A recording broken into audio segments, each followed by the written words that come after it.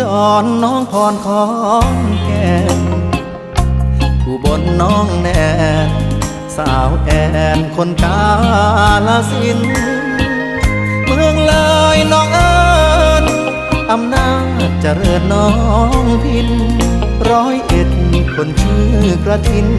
น้องนรินอยู่มุกดาหาร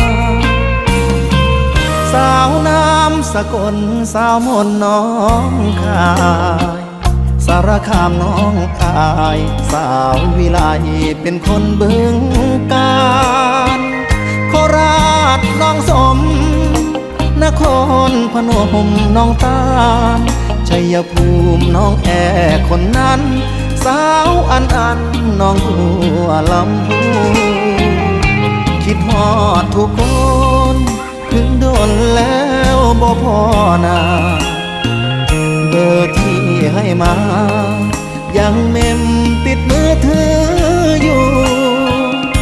บ่ได้โทรหาบ่ได้แปลว่าลืมโปรดรู้